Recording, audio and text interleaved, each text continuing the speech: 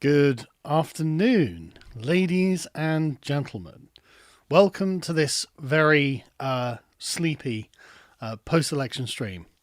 So, as you may well be aware, we've not just finished, but this morning we finished doing the Lodesitas USA 2024 election coverage, and it went all night. We went from midnight British time to 8 a.m. British time, and then I got home about 9, something like that. Was in bed, I guess. What's the opposite of doom scrolling, right? What's the opposite of doom scrolling? There has to be an opposite of doom scrolling, because I was just joy scrolling through. I was just I was having such a good time. Hello, chat. And I just want to say, well done, as President Trump said to all the keyboard warriors.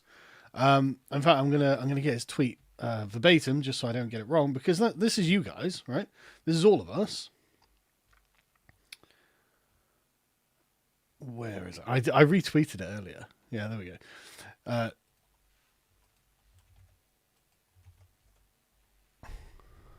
Why does it never keep me logged in on Twitter? Okay, whatever.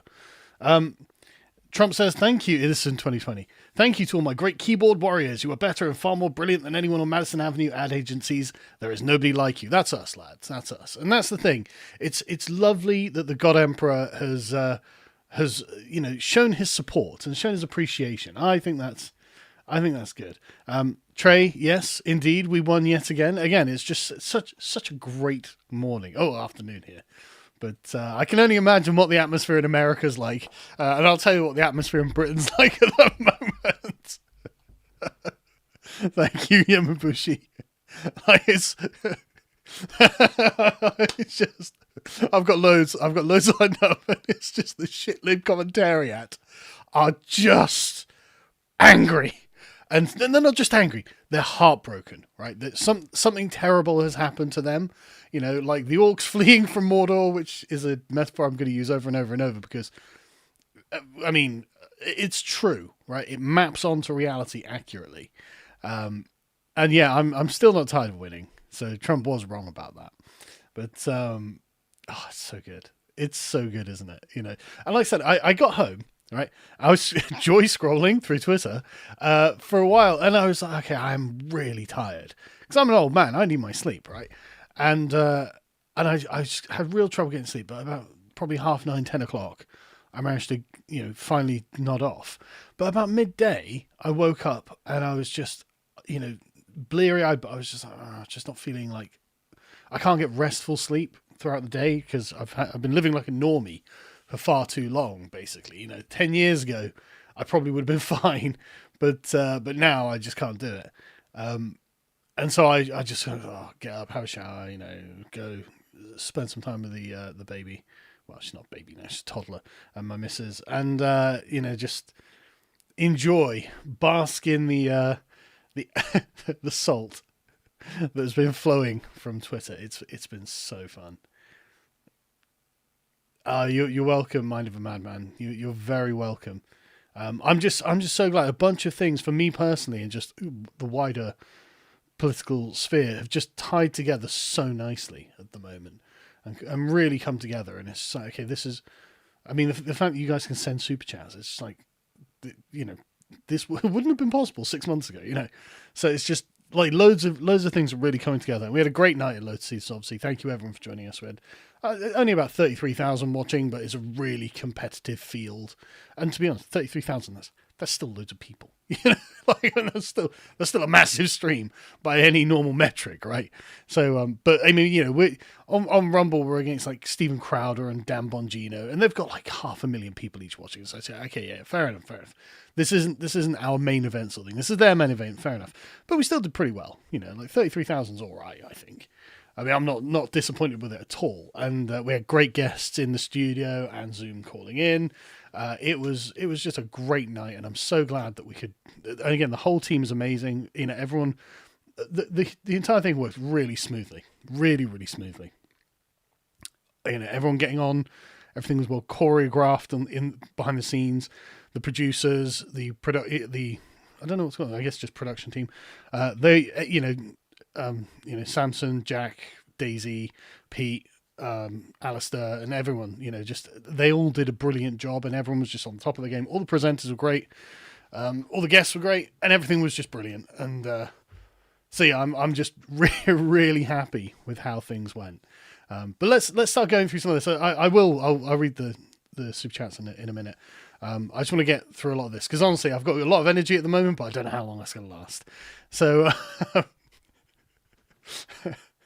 it's good stuff, isn't it? It's definitely good stuff. So anyway, so this is the current state of play.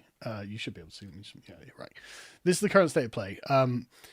You can feel the hatred emanating out of the website of the New York Times. They're angry. Bezos, of course, came out as kind of base billionaire for Trump. He didn't formally endorse Trump, but he put his foot down and was like, listen, shitlibs, no, we're not endorsing anyone. And that was wise. Is indeed got shades of God Emperor Trump going on. And as you can see, Trump is here 277. I assume they're counting Wisconsin. I don't know, Pennsylvania. I mean, I don't know why they haven't clocked Georgia yet. He's definitely got Georgia and Pennsylvania. Definitely going to have Wisconsin. I mean, 95% in Michigan, and he's 100,000 votes ahead. Yeah, he's probably got that. Like, and same with maybe not Arizona, was it? Oh yeah, Nevada, 86%, and he's in that was a blue state the last couple of times. So he's probably flipped that. Hopefully he's got Arizona. It depends what happens in Maricopa County, of course. But it doesn't matter. They haven't got enough to win. I'm surprised Maine isn't called. They haven't got enough to win. It's Jova. Oh yeah, Alaska. What's going on? Obviously Trump's getting Alaska. But anyway, so basically when you tot it all up in the end, it'll probably be around 312 or something like that for Trump, which is an absolutely storming victory. Absolutely brilliant. That's as good as we could have hoped for. Trump comes in, absolutely smashes the the Democrats, firmly puts his hand down on that glass ceiling and says, no, there will be no woman president on my watch. and they're angry about this. We'll get to that in a minute. Yeah, well, that was the thing. When it came to 4 a.m. ballot dumps, well, that's great because if you think about what happened in 2020, again, we were watching it live, right? On the CAD Daily channel, I think it was. They were dropping off about 135,000 ballots, and that's in, trucks. That's a lot of things that take up a lot of space. Well, Trump, say, in Pennsylvania is 150,000 ahead. And again, this is with whatever they've dumped as well, right? So, and at points during the night, Trump was like 200,000 or 300,000 ahead. So it just too big to rig, basically, is the message from this. The genuine, what I love about this, it's the center of America. It's genuinely like the heart of America, beating outwards across the rest of the country, taking like Nevada and stuff. Like, no, we're not having this. We're not having this. It's Jova. And of course, winning the popular vote is a superb cherry on the cake, right? Because that was always the thing they had to think like, oh, well, she won the popular vote, as if to say she had the mandate of heaven. It's just through technicalities and like arcane legalities that Donald Trump just happens to become the president. And to be honest with you, there's something to that, right? It's the same thing here where Keir Starmer, out of the total electorate, got 20% of it. Out of the actual people who got 33%. There's definitely something to, most people didn't want this. So now what? Well, they don't have that now, right? So Joe Biden got 81 million votes. Kamala Harris got 66. Somehow they just dropped off 15 million, which I'm sure is all totally alive people who really exist. And they just stayed home. They just were like, yeah, you know what? I was going to vote for Joe Biden, the most popular president in history, but not Kamala Harris because, I don't know, racism. I don't know, whatever reason they've got. And, the shenanigans weren't enough to swing it. And Alexa, I'll get to the messages in a minute. I can see them coming up, and I'm glad you guys are happy. I'm really glad. Anyway, so storming, Trump has a total mandate to rule at this point. Most people chose Trump, and this is just the way that it is. Moreover, he's done well in the House and the Senate. The House is still yet to be called, but the Republicans are significantly ahead. I don't know how that's going to come out, so who knows? I can't, be like, yes, he's definitely going to, but he's definitely got the Senate. And I mean, I'd be optimistic about the House, but like, I don't really know much about the House races, so I'm not going to comment too much. But it looks like he may well get the full sweep here, right? So the Republicans control everything in the United States: the Supreme Court, the House, the Senate, and the presidency.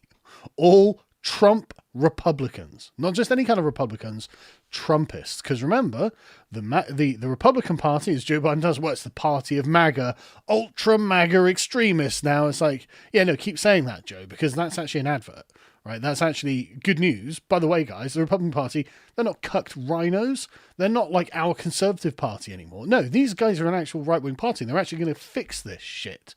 And it's like, oh, brilliant. That's great news. Thanks, Joe.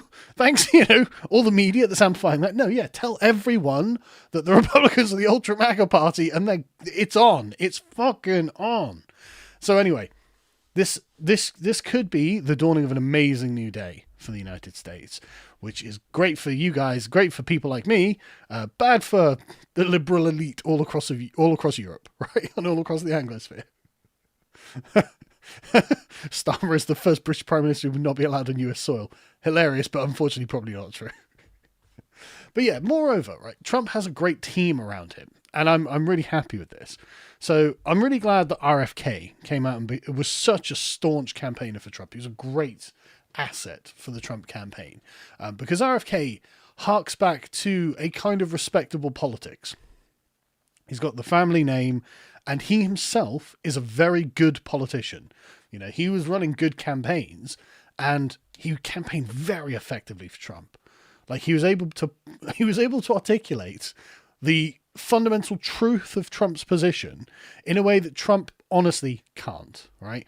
So Trump is a great communicator on a different level, right?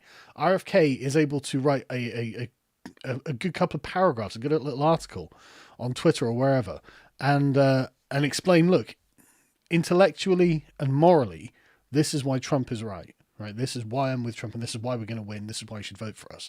And Tulsi's again the same. She would do the same sort of thing on Twitter and at the events and rallies and stuff like that. Really, really good, like campaign assistance to flank Trump. Vance, of course, spectacular. I said this again.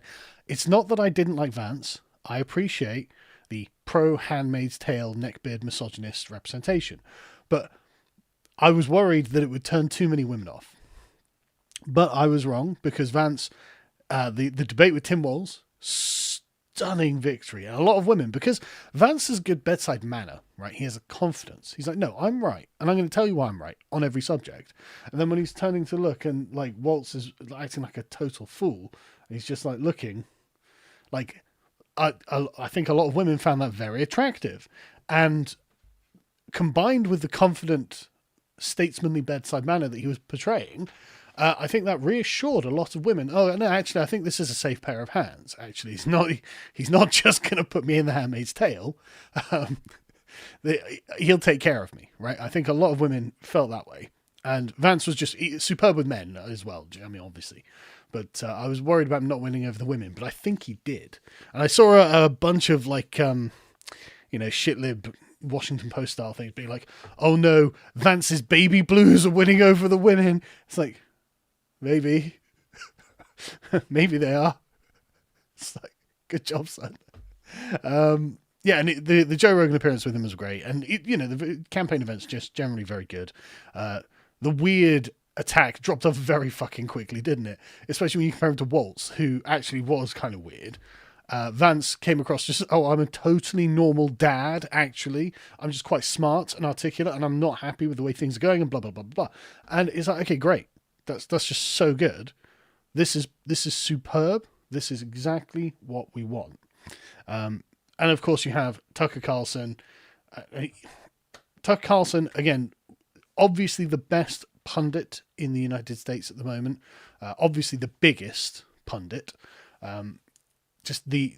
by far the most. He's a genuine conservative. He genuinely speaks in rich conservative rhetoric, and so he doesn't tend to fall into categorical speech. He speaks in a more poetic manner, and that is very appealing, and that's always been his appeal. And because there's a kind of empathy in it, right? There's a genuine kind of empathy where he is able to reach into the heart and speak from that position rather than from a rationalistic position, which is just very appealing. And then conversely, you have Elon. Now, I'm a big fan of Elon, but I can't help but notice that his appearance on Joe Rogan was almost and almost word for word in some parts, everything I personally had said in about 2017, right? Elon is at the 2017 Sargon point. I'm going to destroy woke. We need to make sure the Democrats lose. Trump is the only thing that's going to save America, blah, blah, blah, blah. This is a civilizational existential crisis. Like, Elon is 2017 Sargon politically, which is good news because that means in about, 7 or 8 years, he's going to be where I am now. So, because that's the evolution I've been on, I assume he's going to carry on down that road, which is great, right? Peter Thiel donated 50 million pounds. I didn't know that actually, but good man, Peter Thiel. He's been on the right side of the issue for decades now as well. And then you've got Elon, obviously being the kind of Generation X autism representation, which again I very much appreciate as an autistic Generation Xer. Very happy, very glad to see that that's the case. And then, of course, at the very end, you have Joe Rogan's endorsement because,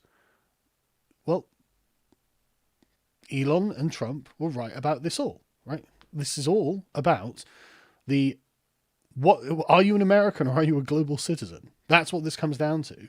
And that's what they were all essentially dancing around.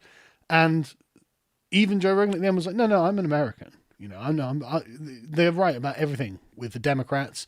They're right about everything about Trump. I'm voting Trump. I'm endorsing Trump. And that's, again, biggest normie podcaster in the world, right? So lots of amazing things lined up for Trump. And look how it's paid off. Superb. Absolutely superb.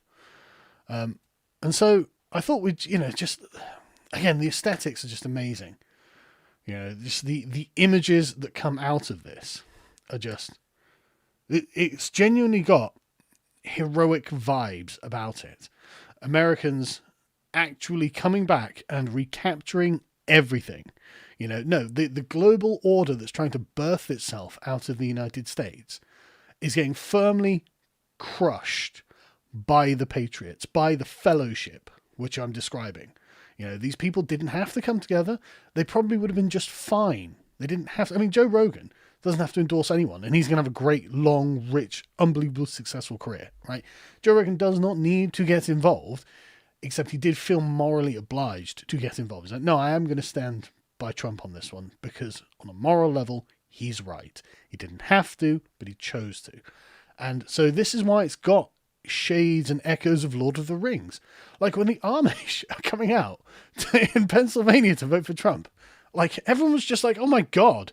I mean, I tweeted this. It was just like, it's Treebeard leading out the Ents against Isengard. That's how it felt like. It took a long time for them to mobilize. And we don't do it on man time, whatever he just says, but no, they've deliberated. It took 5 years or 10 years or whatever, but they've come out and boom, Pennsylvania for Trump. And it's like, there's a genuine narrative that is playing out here, and it's just incredible to watch. And I'm so glad that the Americans get to be a part of it, and I'm so glad I get to support it, because we don't have that here. We've got dead, stultified leftist politics because for some reason Nigel Farage is afraid of taking it to them, even though he could be leading a revolution in the same sort of way as Donald Trump. And I would 100% back him if he did. But if for some reason they're just so insistent on we're just going to be a part of the consensus now. And it's like, no, that's not how this works. You're here to overthrow the consensus. And if you don't understand that, you didn't learn anything from Trump, you're not going to win either. So, insufferable. I don't think I'm stretching the Lord of the Rings metaphor, to be honest. I really don't. I like my makeup. God, I must look like shit. Like I say, if my eyes look like piss holes in the snow, it's because I literally got 2 hours sleep. But yeah, no, I'm I love it, right? And so I tweeted out, right, what this is like is the fall of Mordor, right? The destruction of the Eye of Sauron.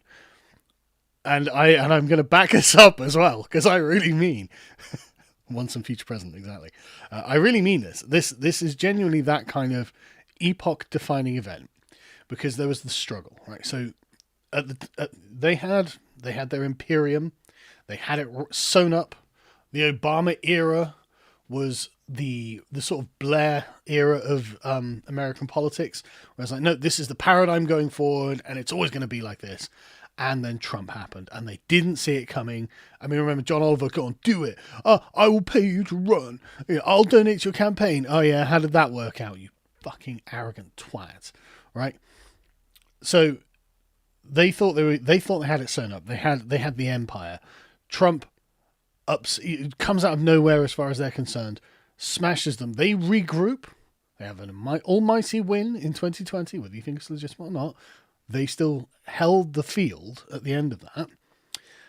And then Trump's forces regroup, and at the sort of Battle of Pelennor Fields, smash them, storm Mordor, destroy the Eye of Sauron, and then you got... where is it? I'll get to it. And then you've got them all fleeing like the orcs leaving, right? And firings are never going to stop, you know? And putting like RFK in charge of the health ministry, whatever you call it, the Department of Health. Oh my God. Like, if he brings back beef tallow, I've been totally radicalized about seed oils, by the way.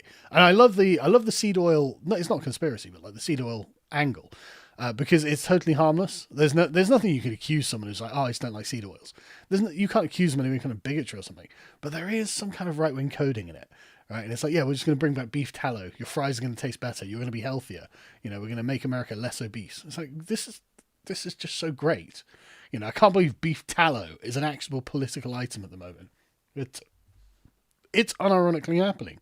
I imagine Tulsi will get some sort of foreign Secretary of State, I think that deals with that, something like that.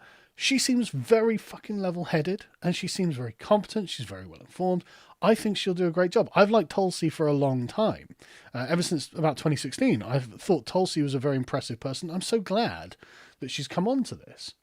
And so, yeah, and you've got the based world leaders, Bukele, Millet, instantly coming out. It's like, you know, I'm sure Orban has. I haven't seen it, but I'm sure he has. Bravo, you know, Mr. President Trump. We're so glad you're back. We're going to win. We're going to take down the giant administrative state. This is so good, and it's only going to get better. You know, like it's just win after win after win, and already the European leaders are bending the knee. Right, first thing this morning, Keir Starmer. Oh, I can't wait to work with you. What? Didn't you call him a fucking fascist? You know, I know David Lammy definitely did. He's your first. You're going to send David Lammy over to the guy who called a KKK sympathizer, fascist and Nazi, and be like, "Hello, Mr. Trump. This is David Lammy. He's here to deal with America."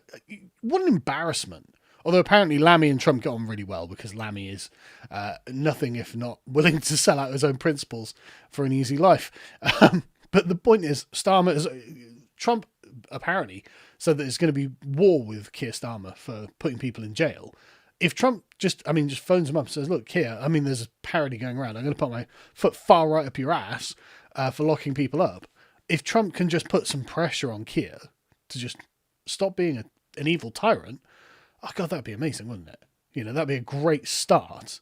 You know, maybe, just maybe, this will embolden Nigel Farage to actually rise to the mantle of leadership of the British right and say, all right, so if I get all of the right wingers into my camp, like Trump has done, then we can have a massive, vibrant, confident right-wing movement that takes back the country from the forces of globalism. So yes, Nigel, just look at the blueprint Trump has given you. It is a brilliant blueprint. It works perfectly. He's just done it, and against way more competent forces than we have in Britain. I mean, you know, our establishments, they're all retarded. They're all, you know, idiot leftists. And so, yeah, it's what we need. So America is the taking of Mordor, right? But Britain requires now the scouring of the Shire. We need to get the forces of Sauron and Saruman out of here. They don't belong here. They've got to go. Nigel, it's not impossible that they're going to go back because Trump's going to deport 20 million bloody illegals. We can do the same and should do the same. Come on, man. It's fine. We can do this. We can win here too. We can make England a beautiful place again, a livable place again. It doesn't have to be this way. We can do this.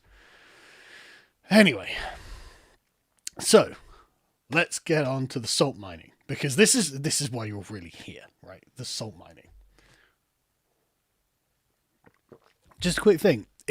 You can't just export the MAGA campaign team to Britain. That won't work.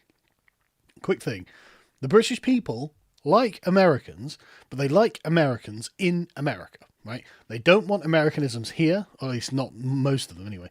And they're very sensitive, and if something smells very American, it kind of puts them off just because they're like, oh, no, I don't want to be too American about it. Like, so you can't just import the MAGA guys, but you can understand what they've done and adapt it to the British context. You've got to be sensitive about it, but you can do it, and it is totally possible. But the point, there's a path to victory, right? There is definitely a path to victory, and yeah, we're sensitive about these things, and so we need to adapt rather than mimic, right? But again, America has definitely shown the way here. The Americans just said, no, we're not having it. We're just not having it. We're going to take our country. We could do the same here. We absolutely could do the same here. We would just need a person to rally around who is prepared to bring on a big tent, as Trump was. I mean, look at Trump's coalition. Vance is a very right-wing guy. RFK is not a very right-wing guy, but they agree on certain points, and they form this giant coalition, and so Trump brings all of the people who would naturally gravitate to those people into the same place. Farage needs to do the same. Right? Farage needs to do this. And if he doesn't do this, he will not win. You'll notice at the moment, Reform just can't break that 20%. Because Nigel Farage has got, like 4 people around him. He's got Lee Anderson, Zia Youssef, Richard Tice.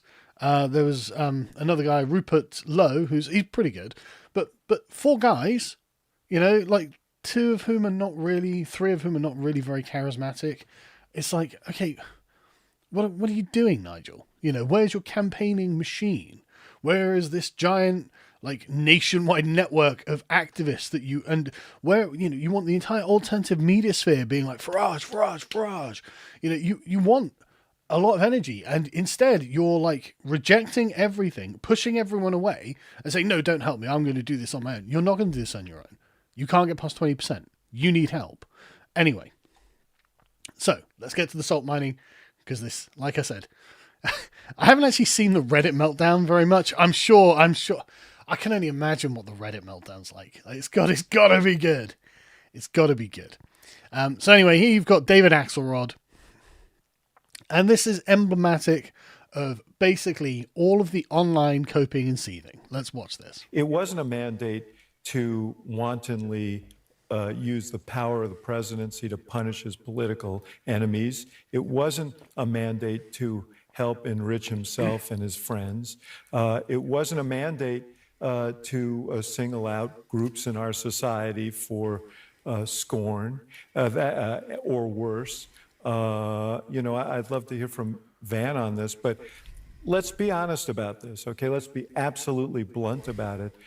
There were appeals to racism in this campaign, and there is racial bias in this country, and there is sexism in this country, and anybody who thinks that did not in any way impact on the outcome of this race is wrong. I'm not saying that was the main reason that Kamala Harris lost and Donald Trump won. And I think they ran honestly, strategically, his campaign, and I've said it many times, they ran a very smart campaign. It was an ultimately rational, well-conceived, and well-executed campaign for an often irrational candidate, and they overcame him to sell his message, or the message that they thought he should be selling.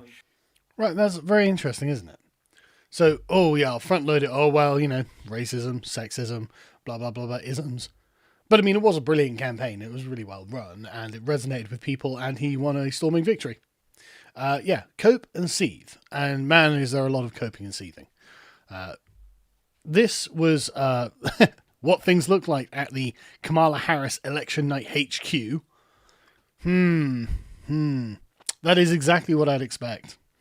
There is an American flag, obviously. You know, like even in Britain, the shit libs would put up a British flag. They feel the need to. A lot of them did complain when Keir Starmer took over the Labour Party. He was like, "Look, I am going to have a British flag on the stage."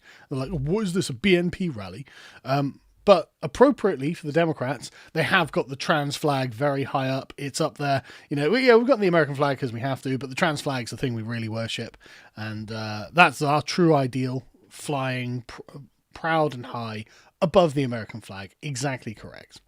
And Stephen Edgington was at the Kamala Harris event, which is great because Stephen Edgington, very good lad, very much our guy, very much on side. He went to the Kamala event and he was interviewing people and they were not happy. A lot of them didn't want to be filmed, but some of them were filmed. Where is it? There we are. Flee for your lives. Fleeing like the orcs running out of Mordor at the end. Just being like, oh, just totally downcast. No, totally demoralized. Kamala, and this wasn't even that late in the night either. So, you know, but it was very obvious that Kamala was very much losing at this point. And just people just despondently. And there's loads of, there's probably not in this thread for some reason, but there are loads of videos of them just like, just done. But yeah, orcs retreating from Mordor. Superb. Things are going great. Harris, totally BTFO'd. No one's heard from her since, actually. She's been awfully quiet. Very much Hillary Clinton, actually. No one knows what she's got to say about it because, of course, she was like, "Oh, I'm not going to speak tonight." Again, exactly how Hillary Clinton did it. Send out a man to be like, yeah, it's not happening, bros. Sorry. So they stood there all night. They watched her lose, and she didn't even console them. And it's like, okay, that's not very responsible. You're like, you know, you should get up and at least thank them for coming and for supporting, even if you lost, right? Whatever. But anyway, so I tweeted out this. Let's just post the best salt you've got. 1 million views later. I haven't even looked, actually. But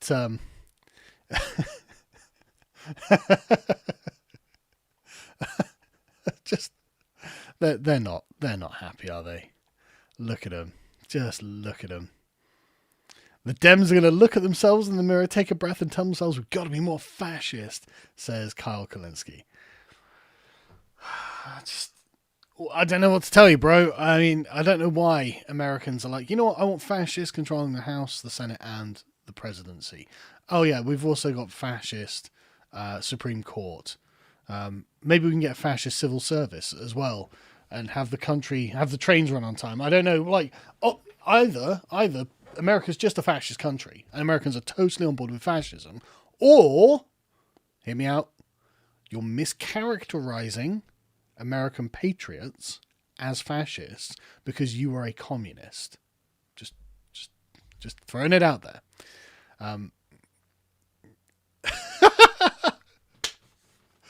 The Guardian coping. You can literally see the soy jack fading into view over this.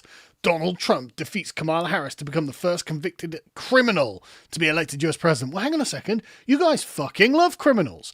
You love criminals. Of course, it's not their fault. They do good boys. They're just victims of society. Maybe we need to go easy on them. And suddenly it's like, oh, Donald Trump's a criminal. Yeah, and it's just a good boy. He's a victim of society. He didn't mean it. Like, aren't you glad that a felon was able to become the president of the United States? You should be happy about that. There are lots of people who bet on Kamala Harris and who have lost lots of money, like lots of money, which is really funny. I don't know who this guy is, XQC. I don't know who he is, but betting $700K on Kamala Harris. I mean, he must have a lot of money to waste, right? It's basically what that comes down to. What is going on here? Sorry, give me a second. I don't know why. I'm using Brave browser, and for some reason, it just doesn't like Twitter. I've got to fucking log in every time I just refresh the page, which is really annoying, but I really want to get this suspicious login prevented. What are you fucking talking about?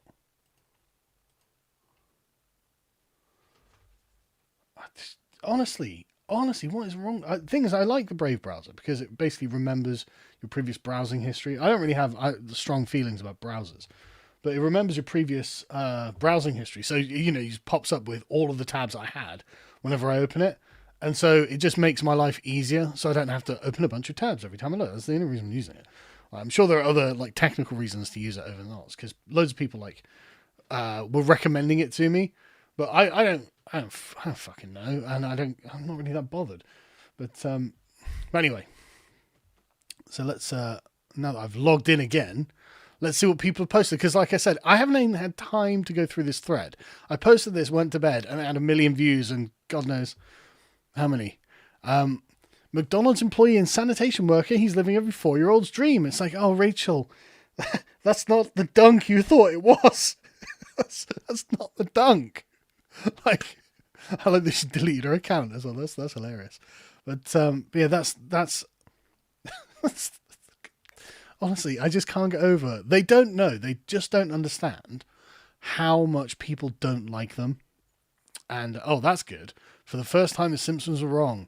Oh, that's a good omen. So another thing as well, right? I've really been enjoying the omens for this. So a couple of days ago, there's an elephant called Kamala in India who was euthanized, which seemed metaphorical. And of course, then you had the Moo Deng, the little baby pygmy hippo that likes biting everything. Adorable. And when she presented with the Trump and Kamala cake, she chose the Trump cake, obviously presaging that Trump was going to win and win big.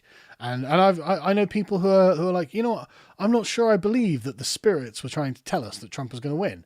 And I'm like, yeah, I think I'm on board with that train now.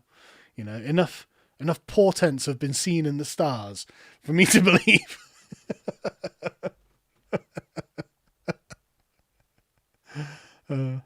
For those outside of America watching in, please be gentle with us. We're hurting, and the hurting isn't going to stop for a while. Please be kind to us during our struggle. Okay, were they ever kind to you? Were they ever kind to you? No, they hated you, they called you Nazis, and they wanted you dead. They were not kind to you in any way, shape, or form. Honestly, you don't have to spare their feelings at all. Anna here, my timeline, so my silt line, James O'Brien, James O'Gammon, the woke Prothero. What fresh hell is this? Mike Galsworthy, if you need another reason to UK join the EU, here it is.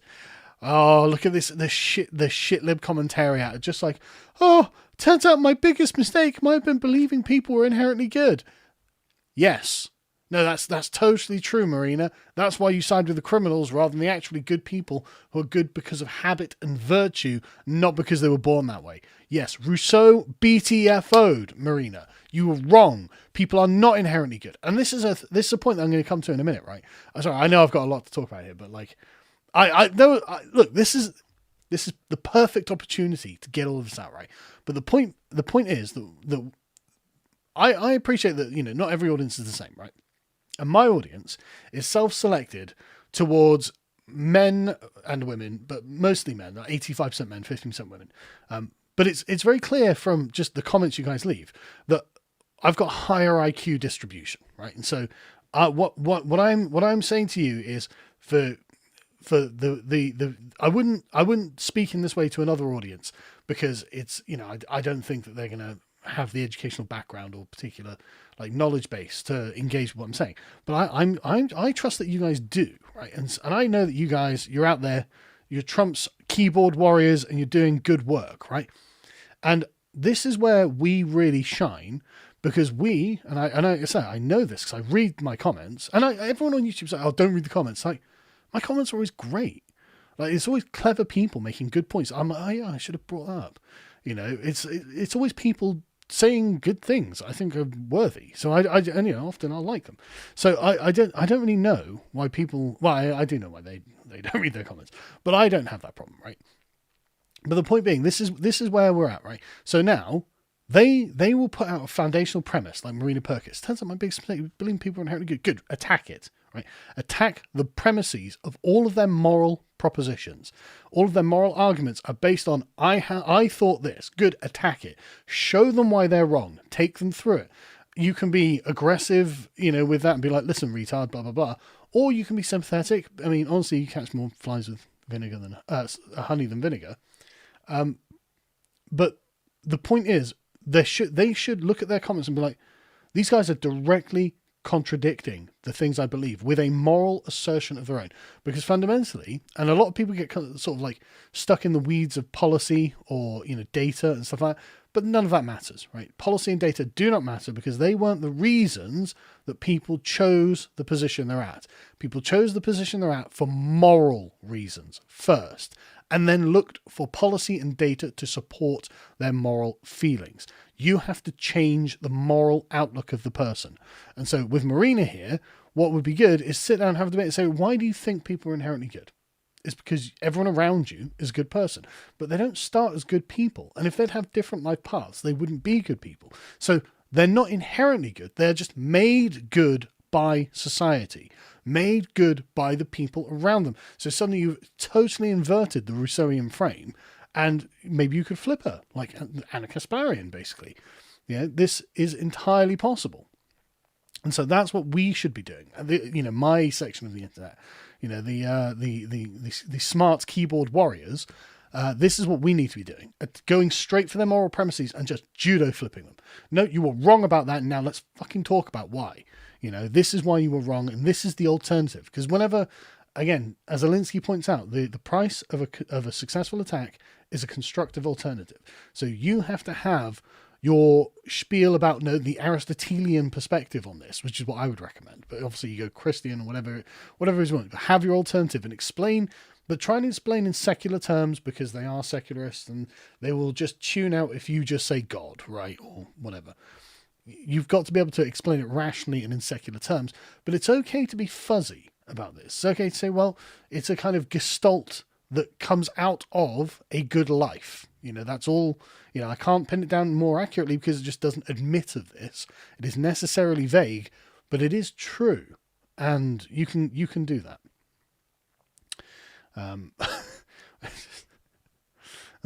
Yeah, interesting. Who's the? I heard that James Corden is going to come back to the United Kingdom. I'm like, well, hang on a second. I didn't agree to that. Again, lots of people losing money.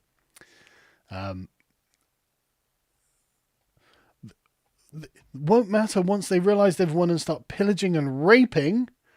This thought makes me flat out panic. Okay, yeah, I mean, it makes me panic too, but I don't think the MAGA chuds are going to start pillaging and raping, you fucking lunatic. Like, good God, But again, very, very Reddit-brained online nonsense. Yeah, how good is the salt, man? How good is the salt?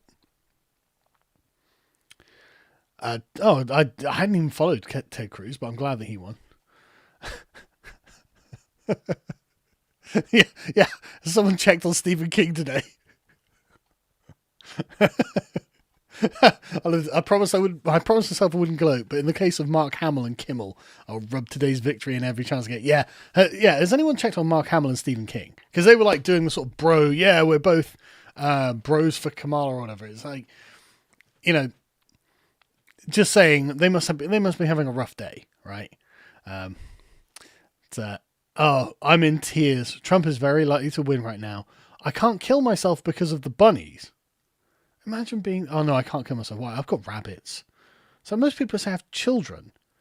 But anyway, I can't leave the country. I've looked through Canada's immigration pathways, and I don't meet the requirements.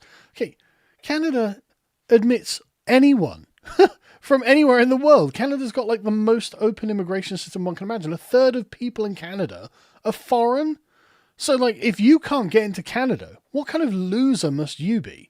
But also, I can't help but notice you weren't like, I'm going to move to Mexico. I wonder why that is. I want to move to a first world country, obviously. But also, there's no airlines that would let me take my rabbits overseas. I don't know what to do. I might wake up tomorrow with no rights, reduced to a breeding machine. I don't know what to do. So, in the office yesterday, or earlier this morning, Josh was like, I've got a really spicy tweet I want to tweet out. And it was something just literally like, right, that's it, ladies. You've been reduced to milking. You're getting milked or something with a picture of Handmaid's Tale. It was such a funny thing. And it's like, no, I probably won't tweet that out because, there'll be people who will be offended by it, but it'd be really funny. but it's a fetish, right? This sounds now, it's getting to sort of, genuine fetish levels. Oh my god, they're going to reduce me to a breeding machine. I'm going to be pinned down. I won't be able to do anything. It's like, okay, calm down. Go and read your romance novels. Go and read The Handmaid's Tale again, and just take it off the internet, please.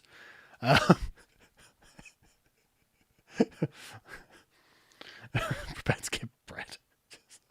just not safe for work. It's not New South Wales. But this is a pretty terrifying outcome for most of us. In times like these, it can be easy to feel defeated. Well, that's only because you've been totally crushed, right?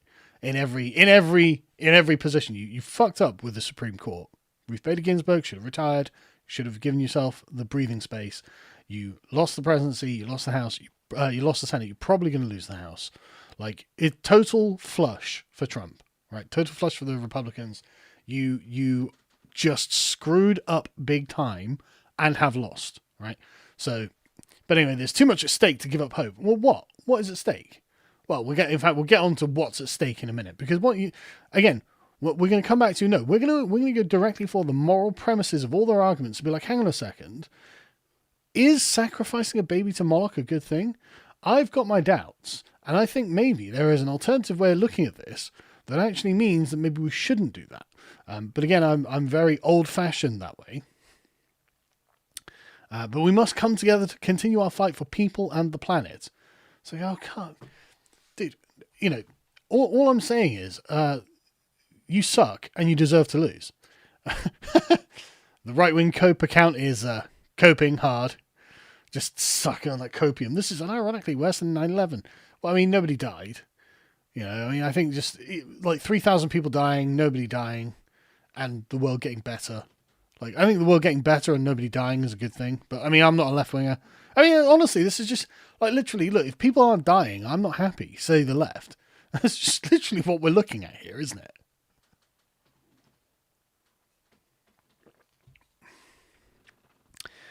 Oh, my goodness. So, okay, so go and check out, I'll post a link to the thread, actually.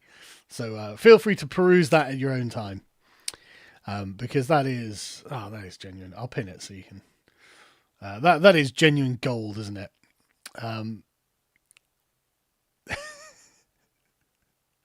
Time to fuck off that special relationship. Oh, I love it. Right. Oh no, America elected Donald Trump. Right, Marina Purkis. Right, I just want a breakup with America. No alliance. No special. No, we hate America now. It's like, what? Germany's our best friend? What are you talking about? In fact, that's probably what she would say, actually. But yeah, no, so just, the Asherah poles of the alphabet, that's a great point. But anyway, so you got a lot of this. It's not just that Trump won, it's that Joe Rogan, Dana White, and Brett Favre won. Well, what's wrong with them? They seem like successful, decent chaps, don't they? I actually don't know Brett Favre, but the other two seem fine. Jailed insurrectionists won. Well, they weren't really insurrectionists. They're political prisoners. Hopefully Trump will just pardon them. The Elitos and Thomases won. Okay, good. Vladimir Putin won. Did he, though? Putin didn't congratulate Trump on his win. Putin said that he wanted Biden to win as well. Oh, Kamala to win, which is interesting. Very interesting. But anyway, racism won. Based on misogyny won. Based. Sexism won. What's the difference between that and misogyny? Global warming won. Great, it's coming into winter. No, I'm not joking. On YouTube, you're not allowed to endorse global warming. No, you're not allowed to deny global warming. But I'm not involved in that conversation. Xenophobia won, okay, based. And most of all, fear won, and that's what hurts. Yeah, that's why the Trump campaign actually seemed quite joyous and full of life, because they're all fearful, evil, hateful people. But again, you get this then we move into the blueing on, right? Harris must demand a recount. Well, hang on a second. I thought we had free and fair elections. I thought that this was all above board. I thought it's inconceivable that there could be any cheating in America that would affect a margin of error so great as to question the victory. I thought we'd agreed that in 2020, right? But now she must not concede to a rigged election. Again, like 19,000 likes on this. I saw a bunch of these going around as well. But anyway, so like Trump made it clear he was going to steal it. Okay, well, just explain to me what he did to steal it. He's already tried to steal another election. How can anyone believe that he is ahead is crazy? He and the GOP are Russian-owned fascists. We must not give in America. Is this a parody account? I mean, honestly, I can't tell. Like, this might be a parody account, but also it might be a genuinely legitimate account. Like, it's just impossible to know.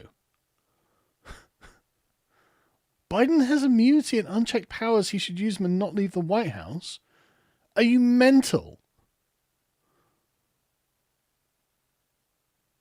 What? Like, 77,000 followers on this account, so I'm assuming this is a legitimate account. I just can only assume that this person, absolute brain rot from being in the Democrats' ideologue online space. So just, you have 2 months of 100% immunity to do something in the best interest of the nation. Okay, what are you suggesting? What are you suggesting? Jesus Christ. I'm sorry, but Trump currently winning every battleground state by just nothing. These are the people who think that he faked his own assassination attempt. I mean, a man died and someone else got shot. Trump obviously took a bullet through the ear, but like, oh no, it was totally fake. It was totally staged. Don't worry about it, bro. Yeah, sorry about that guy. I don't know what we're going to do with him. I mean, apart from bury him. But like, I love it. They just can't accept that the country is not behind them on their weird and evil agenda. That's it, right? And again, if you vote for Trump, and 11 million views, 400,000, 450,000 likes, you know, not only did you vote against basic human rights and equality, yeah, okay, I'm against that. I'm just against it. What you're calling basic human rights is a license to murder unborn babies, right? And that's primarily what you use that to mean, but also a license to just break into foreign countries and take advantage of the resources that those people have built up at their expense. Like, basic human rights is to steal from shops. Like, you consider that a basic human right at this point? Yeah, no, I'm against what you call basic human rights. And I'm just against the concept of equality. I'm just against it. Things should be done fairly and properly, not about equality, not equally. You decided racism, homophobia, Islamophobia, transphobia, and misogynistic behavior wasn't a deal breaker.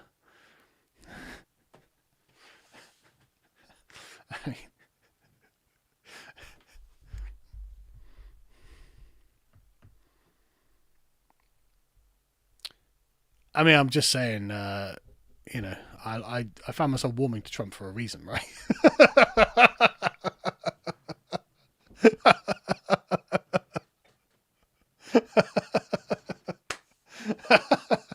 That's just, yeah, well, yeah, I mean, the Muslim ban was a good idea, I thought.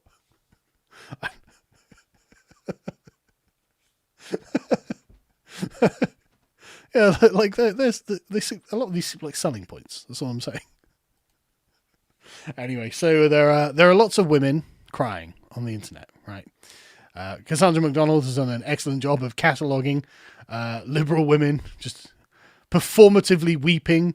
The thing about all of these is they want to be looked at, right? They want people to be empathetic in their comments.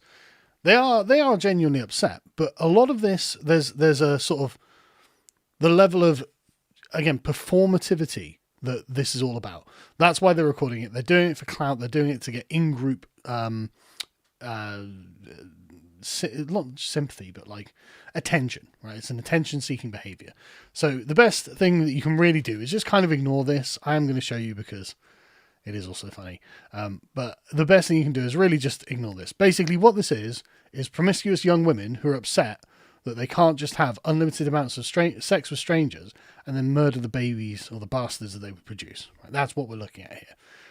Now, that's not true, right? It's going to be, like, I do believe that Trump will have abortion on a federal level, right? So we do, not on the federal level, on a state-by-state basis. So he's just going to kick it back to the states and say, look, do what you think is best on this, because Trump is not a hardcore right-wing ideologue, right? And there are lots of people on the right who are just like, well, hang on a second, that means half of America is still going to be aborting babies. I'm like, yes, I agree, it's not nice, but there is a kind of correctness to it, because that's the purpose of the states, right? Campaign, and you should campaign, but it is probably correct that Trump doesn't enact a federal abortion ban, even though it would be really funny and morally correct to do so. but it probably from a procedural point of view, probably best not to do it. But as you can see, it's all the same types of people who are just like, oh no, I can't slut around anymore. I'm going to have to be responsible for things. And again, it's not true, but that's what's in their minds, because that's what the Democrats told them. By the way, the second that Trump gets in, that's it. Boom, Handmaid's Tale, you're going to have forced to give birth, blah, blah, blah. Not true, but, you know, that's what's going to happen. And so you get like posts like this. Again, 2,500 likes on it. So I'm supposed to go to work and do my job tomorrow as if half the country didn't just vote to give me less rights than men? No. You have more rights than men. Men don't have the right to murder their unborn children, right? They just don't have that right. That is a right that a woman has above a man, and people may well be voting against that right. Again, it's not going to be taken away, at least not immediately anyway. And it probably will be a federal thing. So places like California and New York, don't worry, you'll be able to sacrifice to Moloch all you want. You know, it's not going to change.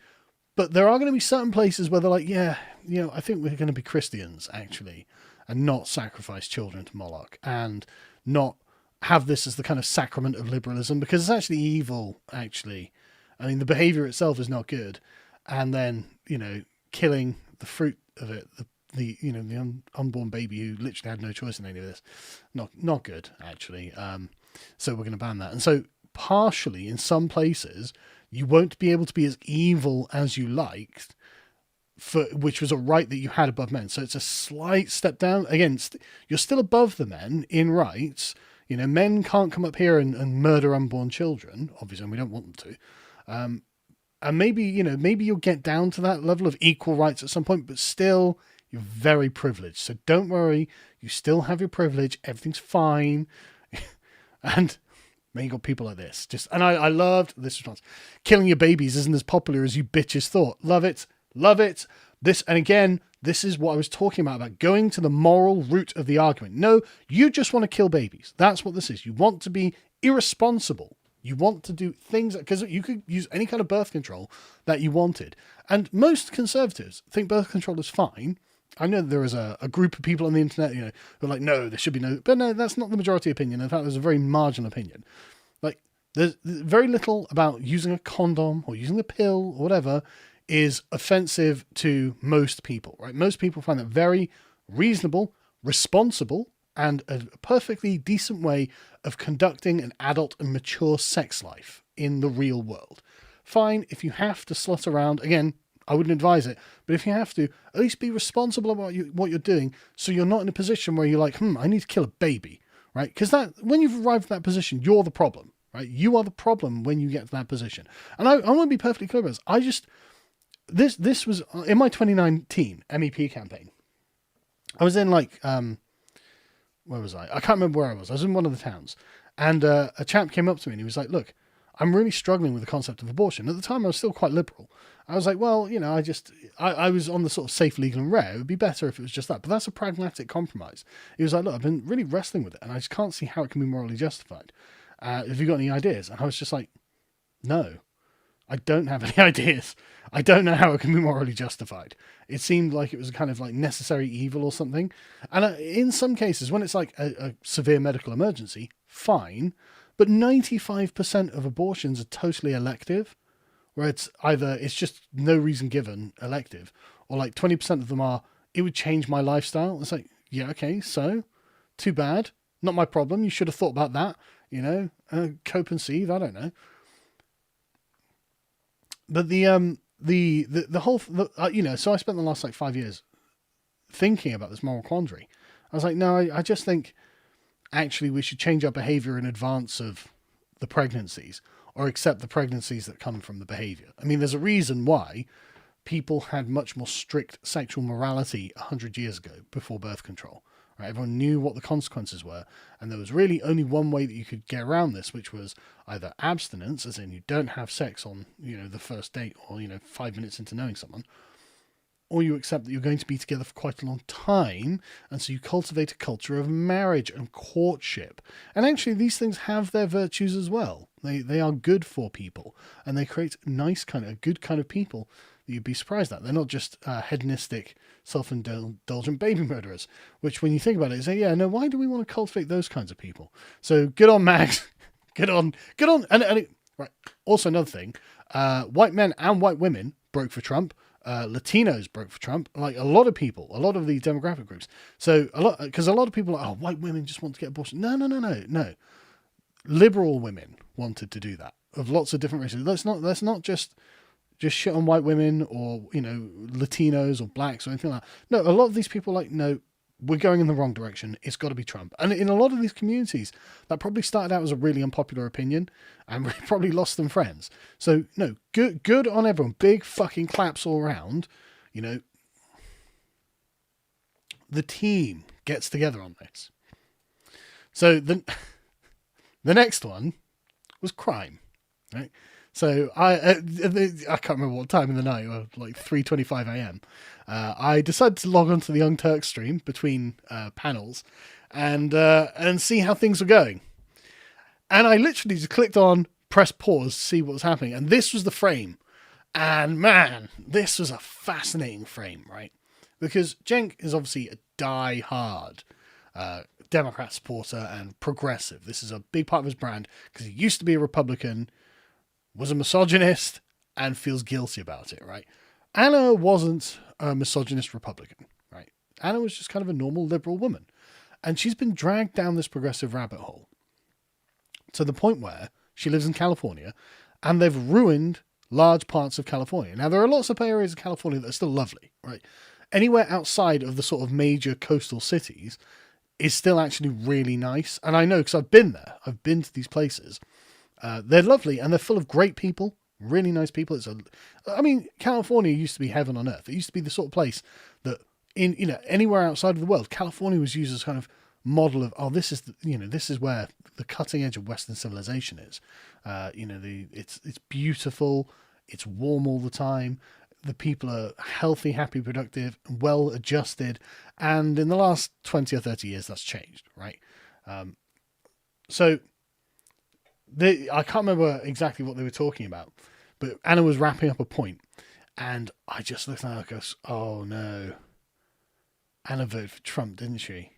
Because a year or two ago, I can't remember how long ago it was now, she got sexually assaulted by a homeless man in her front garden. And I think a couple of other things had happened to her as well. And there are lots of people like, oh, well, it's only because now it's happening to you that you care. It's like, well, yeah, but most people are like that, right? Most people are like that. And so it's actually quite normal that people only become properly aware of a problem when it actually happens to them. The issue is when people double down on what is causing the problem and refuse to change, right? And Anna's disposition was very much like, the Democrats deserve this. And there's a clip going around. I couldn't find it in advance of this, but I saw it at some point today, where she's like, no, the Democrats deserve this. And Shane was like, well, the Democrat Party deserves this. And she's like, yeah, the Democrat Party deserves this. Like, I don't know, Anna. I think maybe you were right in your first time. I think maybe the Democrats as a whole deserve this. And you can see that she's like, no, I'm not. She's not having a meltdown. She looks quite self-satisfied. I think she voted for Trump. Vote for Trump if you don't want to get molested in your front garden by a homeless man. Yeah, I think I might vote for Trump. I'm for law and order. I'm not for the Democrats encouraging criminality. And because she's been on this crusade for about 2 years now, I think it was, where she's just been like, look, I want to be a progressive person, but there has to be limits. We can't just be like, oh yeah, criminals, go do what you want. Weird rapists, go do what you want. We can't just be like that, because then the world is ruined and people become in danger, right? And so Anna has done a lot of soul searching, it's clear, and I think she actually kind of enjoyed last night. I already read that one. So yeah. So anyway, let's come to Britain. So the British commentariat have been really having a hard time with this. Right? Listen to James O'Gammon here, the woke Prothero of LBC, explain. So I don't think you can argue with that conclusion. An alarming number of people, enough people to elect a president, don't care at all about liberal democratic norms. As long as, and then you can insert whatever sentence you want here to take you back to where this introduction began, as long as it brings down the price of petrol, as long as it improves my spending power in Walmart, as long as it makes me feel better about myself. Hang on a second, James. I think there's something we need to wind that back. Why are liberal democratic norms against improving the standard of living? Why are they against making people feel good about themselves? Why are they against the price of groceries and the price of petrol and the kind of general human flourishing of a country? Why are liberal democratic norms the problem in antagonistic relationships to those natural social goods that we expect through good governance? Like, why is that the case? Doesn't think about it. Obviously, you know, the sort of piggish woke Prothero here doesn't think about that, obviously. He's just angry that people go against globalism at all in any way, shape or form. And this is a perennial feature of the British shitlib class. Here are the news agents, quite late into the evening. Look at those faces. Again, when you compare it to Anna, just saying, she's not invested like she used to be, and like they are. Like she ain't happy. She ain't sad that in the same way that Emily Mateless is, and I can't remember this guy's name, but they woke up this morning to a very, very bad day. Things were terrible. And one of my favourite examples of this is Rory Stewart, a former Conservative MP, a One Nation Tory. Now, he runs this podcast, which is very popular in Britain because it's had money behind it and they do like lots of normie advertising.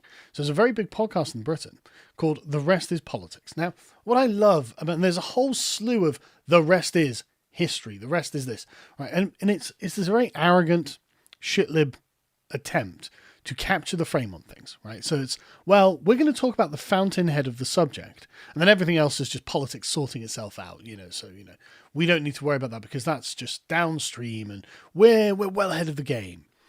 Now, that would be correct if you were ahead of the game, but you're not ahead of the game. So the conceit of your own podcast is totally upturned when you totally fuck it up. So, as you can see here, Rory had tweeted in advance, Kamala Harris will win comfortably because, 1, Biden's admin has been solid. Oh, okay. Don't know why you would say that. Look at the price of fuel, Rory. Look at the price of groceries. Just insane disconnect from like the lived reality of the American electorate and like whatever bubble he lives in. Trump lost ground since 2016. No, he didn't. In 2020, Trump gained 15 million votes. The young black male votes which Trump needs didn't turn out in 16, 18, 20, or 22. Yeah, but they did turn out in 24. Like, Trump got 25% of the black male vote. That's amazing for a Republican. And young women like Kamala and vote. Well, I don't know. Women tended to break for Trump. Don't know what to tell you. Ignore the polls, they're herding past the misses. Well, no, Rory. And like I said, he bet tens of thousands of pounds on this and lost them. I'm sure he's wealthy enough to be able to take the loss. But the point being, totally wrong. Totally and utterly wrong. And so he's just completely making up excuses for why he's wrong. So this was Rory there, as you can see, just throughout the evening. How can one man be so wrong, Rory? How can one man... I mean, it's one thing Alistair Campbell being wrong. He's evil, right? He's Alistair Campbell, not really that bothered because he's a liar, right? He lied about the Iraq War. He lied about basically everything about his political opponents for the last 10 years, and he's just an evil person. He has made a pact with Satan and wants to destroy the country, right? You are meant to be a one-nation conservative, even though you were like, oh, I might vote Lib Dems or Greens. It's like, what are you, a fucking communist? Oh, you are a communist, right, okay. And you have failed completely in being the fountainhead of British political analysis. The rest is politics. Kamala's going to win, and oh, don't worry, it's all downstream. No, you were so thunderously wrong in your prediction. It was the complete opposite of what happened. There has to be some kind of intellectual accounting for this, right? And so, as you can see here, Obviously, if I've totally miscalled this, it would be a massive lesson in humility and would suggest my whole framework is cracked. Let's see. Yes, Rory. Rory discovers, as I point out here, his entire analytical framework for politics is bollocks because he just goes with whatever the nearest leftist says. Rory, for some reason, lives in this left-wing bubble online, this institutional left-wing bubble, and he believes everything about this. And for some reason, he does no critical thinking outside of it. So his whole framework is completely cracked by his own admission. He is wrong. The guy, again, who runs the biggest podcast in Britain, totally wrong. Totally wrong. 100% wrong. Could not have been more wrong. There is literally no leverage here for him to have had a more inaccurate prediction. And so you end up looking like this. And so there we go. Right. So let's listen to Rory's excuse. I got it totally wrong. I thought Kamala Harris would win, and I believe she would win comfortably. I thought it would be over quite quickly. Despite the polls showing 50-50. Why? Well, I can repeat my arguments. They were technical arguments about young African-American voters and how they would turn out, her ground game, the money, the performance of Biden's administration. It's all turned out to be wrong, completely wrong. Right. So, again, just compare that to the confidence of this. This statement, he admits, was just so totally remote from the reality of the situation. And he was like, no, the rest is politics. Like I said, I'm the fountain, I'm the wellspring of political analysis in Britain. And everything downstream from that. And because I have the pretension to call my podcast The Rest is Politics. And Rory's just like, nope, I was totally wrong. Everything's wrong. So let's carry on. I don't think, though, that I was fundamentally wrong because I'm patronizing towards people. I never felt that. I never felt that as a politician in Britain. I didn't feel I was patronizing towards my Brexit voting constituents. I didn't feel like I was fundamentally wrong because I wasn't patronizing people. You were fundamentally wrong even if you were not patronizing people. You were wrong. Own it. Accept it. The way you look at the world is not correct. I don't know why you're in this left-wing bubble. I assume it pays really well, actually. If he can spend like $100,000 putting a bet down on Kamala Harris winning, I couldn't afford to lose $100,000, so, maybe he can. I guess it pays really well to be a leftist. I wouldn't know. think I was wrong because I'm an optimist. And I hate the idea of being right pessimistically. I think I was wrong because I wanted to believe that it was her time. I wanted to believe the silly, fluffy narrative that the left was telling me. I wanted to believe. It's like, oh, so that's not political analysis then. That's merely advocacy. That is you, again, finding the moral position and then starting from the moral position and finding practical and statistical reasons to justify it, even if they're not correct, even if they're not true. You have you've presumed the conclusion that you wanted and found excuses and reasons to support it. You can be a false prophet and right. You can align yourself with the worst instincts of humanity. You can assume that everything's going to hell in a handbasket, or you can hope. And my bet on Kamala Harris was a bet on the American people. It was a bet on liberal democracy. It was a bet against populism. And it was a bet on hope. Right, so there's a bet for elitism. I hope the elite can keep control of America. Well, no, you got a new elite now.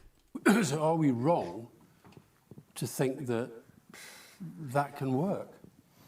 That's the really difficult thing that this sort of confronts us with. It's so difficult because, of course, I felt in a very minor way, in Britain, seeing Boris Johnson take over, this just proves everything that I feared, that the bad people win, populism triumphs, and I've spent a long time trying to pull myself together. Unlike when the good people win and elitism triumphs. Like, there's nothing more democratic than the populace winning. Right? Trump won the popular vote. He won probably the House, the Senate, and the presidency. Like, sorry, no, that is when democracy functions. When people get what they fucking vote for, Rory. Not when they don't get what they want and they get instead an administrative elite that will tell them what they should have.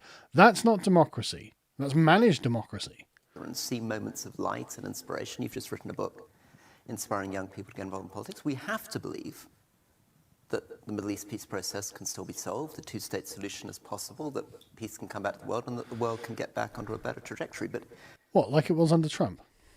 tonight is a very, very devastating body blow. This is 25% of the global economy. This is the world's largest, oldest, most mature democracy that has just voted for a multiple convicted felon. I got it totally. You love to see it, don't you? You love to see it. And again, the British shitlib class, Lewis Goodall's another one from the newsagents. There was no strategic mistake for Harris here, a la 2016. Trump did better with everyone everywhere. It's a red wave. Right, so the strategic mistake was running Harris, right, at the very worst. But I mean, yeah, you're right, Lewis. She played a blinder. It was just the total crushing defeat that was the problem. Good point. Ridiculous. Absolute clown people who were completely out of touch and had no idea what was happening and just had no theory of mind for the people that they were against. They had no conception of why someone would be for Donald Trump, why so many people would be for Donald Trump, and why so many people would be against what Kamala Harris is selling. Hey, do you want mass immigration? I mean, 13,000 murderers were let in under Biden. Don't you want more of that? Hundreds and millions, in fact, of just criminals, just genuine criminals, been just allowed to go free in the United States.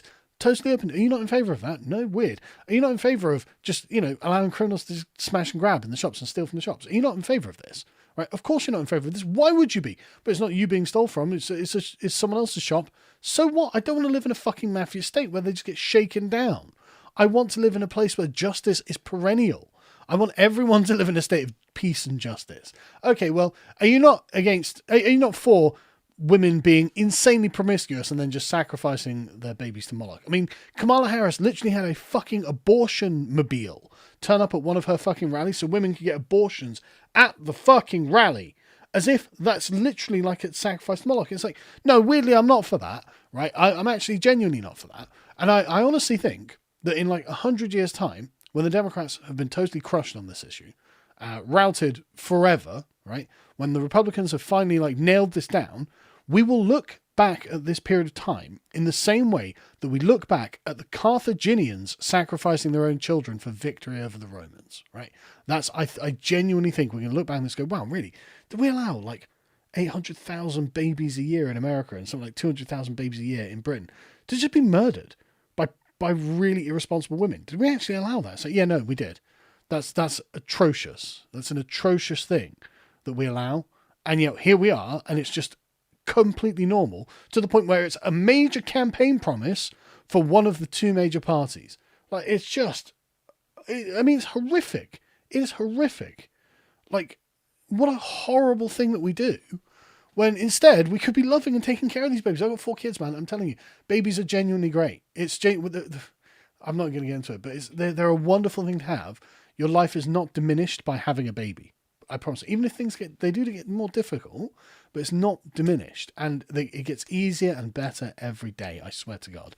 And hopefully my son hasn't trashed the house or something. So when I go back in after waxing lyrical about how great it is to be a dad, my wife is not just like, can you deal with him, please? Because he's just taken all this stuff out of the cupboards and thrown it on the floor. I'll be like, aren't you glad you've got kids, darling? And in moments like that, it's difficult, right? But of course, overall, what I'm saying is true. Right, let's go through some chats. I can't help but notice there are a lot, so I'll get through as many as I can. But to be honest with you, I can feel myself getting really tired. So I'm gonna do what I can. It's been a long fucking 48 hours or however long I've been awake for. But I will definitely do what I can. But no, it's been great, hasn't it? It's been really great, Yeah, exactly. That was another thing I was talking about on the stream last night. It's like, look, is Biden interfering with Kamala's campaign? Because in a lot of ways, it feels like Biden is, right? There are loads of unforced errors that Biden was making. There are a bunch of things, but primarily the garbage people quip. He didn't need to do that. Like, he could have just shut up. But instead, no, I'm going to come out and call people who support Trump. Again, not even, like, he could have, like, diehard Republicans or Nazis or fascists or whatever. The Trump's in a campaign or the Trump campaign themselves are garbage. He could have said that. No, he said Trump supporters are garbage. It's like, okay, but, mate, that's more than half the country. That's more than half the electorate. We know that more, from 2016, and, look at what's just happened. what you're saying is most people are rubbish, are trash. Like, why would you do that? That seems to be an unforced error that wasn't necessary. So just saying, like, I'm just thinking of Biden putting on the MAGA cap and like, well, maybe. Base Dark Brandon. Nighthawk says Texas went red by 15%. Oh, thank God. Well done. So I'm gonna summarize a lot of comments that are just we did it and congratulations everyone by saying well done everyone. Collectively we did it, right? So and I want to be clear, this is everyone's victory, right? And this is why Trump called out the keyboard warriors. Like, he knows that the general chorus of people being on his side, fighting in the comment sections, posting memes online, posting videos, long form videos, streams, essays, advancing the arguments for Trump and opposing the arguments against Trump. All of this does have an effect, right? And it's a small, difficult to calculate effect. And it might not be, like I said, it might not be huge, it might be quite a small effect. But we all have a part to play, and everyone has done it. Everyone's done their part, and we've won. So for the next 4 years, we're going to get to sing, hopefully, the praises of Elon Musk, of Trump, of Tucker Carlson, of Vance, of Joe Rogan, of RFK, doing the right thing and saying the right thing and advancing the right cause. Right? Hopefully, we're going to be able to actually get some wins under our belt, and hopefully that'll change things here and in Canada and Australia and Germany and France and things like this. Hopefully this is a genuine sort of renaissance of the West that we're looking at, because I do think that Trump is aware of the issues now, and like, I don't think he's going to hesitate on doing things. So yeah, anyway, sorry, I'm gonna summarize all of those comments just to try and make sure I get through everyone's comments. So I'm sorry to summarize lots, but there have been lots, and I don't want to die doing this. But I'll Fight You Naked said, I feel like my 15-month-year-old boy is safe for now. Well, that's the thing. I do think that the legislation on trans kids will change, which is good. Pirate Skeleton says, I vote for Orange Man despite being in a deep blue state.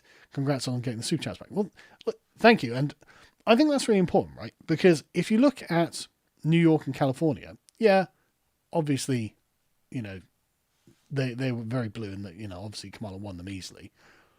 But, I mean, at one point, like, New York was like 60-40.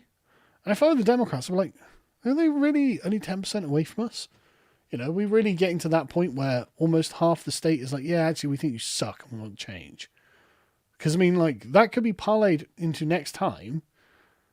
Look at how good a job Trump did. If it's Vance next time, for example, which I'd totally be in favor of, this would be like a persuasive argument. Say, well, what are we doing here, guys? We don't have to live like this. California 40% Republican, New York 40% Republican. Sorry, if I was Republicans, I'd be like, we're going to do what we're going to get these. We're going to have them. Right? We're going to campaign hard in these areas. We can flip these. It doesn't have to be this way. The Democrats don't have a monopoly on like immigrants or something. It doesn't have to be this way. And yeah, I mean, like, what's it? Maine was like a lot of these blue states very much like kind of Republican a bit. It's like, you nipped it by like 5 or 10 points, but that's not much, man. For other Republicans, I'd be like, no, I think if we work for the next 4 years in these areas, yeah, Virginia, New Hampshire, Minnesota, all close. Yeah, absolutely. Like, come on, guys, these aren't done deals. Get to work, right? Get to work. That's what I would say. They're coping and seething about Russia again and crying the kids want to mutilate. They're going to lose their teeth because RFK is a heckin' science denier. Oh yeah, RFK doesn't want you to be retarded because of the fluoride in the water. There are definitely studies that show that it does have an IQ effect. And I mean, who was it? There was some comedians like, really? You think the government put the fluoride in the water because they care about your teeth that much? So yeah, probably not. I think there's fluoride in my toothpaste as well, and I brush my teeth twice a day. So I think I'll be okay without the government's fluoride. I think I can get my own privately owned fluoride. Actually, I'll get it on the market. And the bug men being like, no, we can't have beef tallow. RFK is going to force us to be healthy. It's like, suck it, bug men. You're being oppressed by healthy food. Maybe you'll get some fucking exercise next. Saying that, right, I've been terrible. The past week or so, there's been a lot going on. I've been very stressed, and my diet has gone straight downhill. And I've put on about a kilogram, like 2 or 3 pounds of weight, and I can feel it. I can feel it. I'm annoyed, but I haven't been able to summon the mental discipline because just so much going on, and like I've been very stressed leading up to this. But now it feels like I have no excuse but to get back on it. No excuse. I've got to summon the mental willpower. The thing is that my problem is I really like food.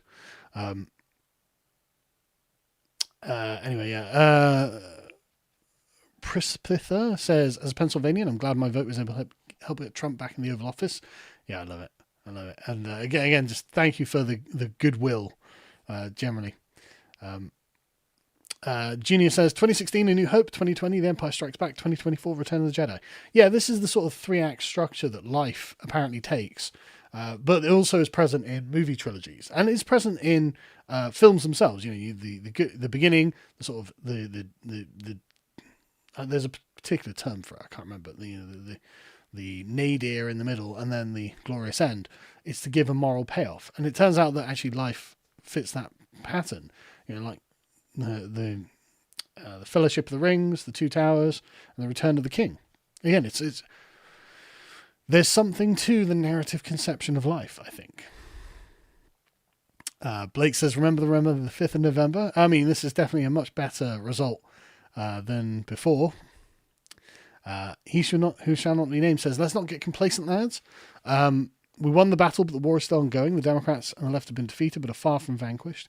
Well, like I said, next comes the scouring of the Shire, right? So there are going to be orc forces everywhere, right?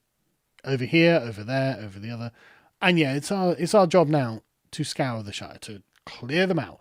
So, to make sure that companies don't want to post LGBT pride flags and stuff like that. No, that's a failed ideological project that people are rejecting, that the Trump administration should legislate against, frankly. Should be like, no, this is an illegal political ideology because it's communist, frankly. It's a bunch of communists trying to communize things, and we're not having it. So you are right. They have been defeated, but have not been completely routed and vanquished. Next comes the scouring, because, of course, Tolkien predicted everything. Silver says, why does abortion have such a stranglehold on women's decision-making? I just can't understand it at all. Well, it's because what it does is alleviate them of the moral burden of the bad choices that they're making, right? And instead of getting them to habitually teaching them to make better choices and become responsible, fully actualized adults, you're instead killing the product of their bad decisions. And that means a whole lifestyle change. They'll have to change the kind of people that they are. They've become vicious people. They're indulging vices and being wicked. And this is leading to a negative consequence that is being prevented by the ability to commit murder. If you take away the ability to commit murder, they have to change their ways and become good, virtuous, noble people rather than vicious and wicked people.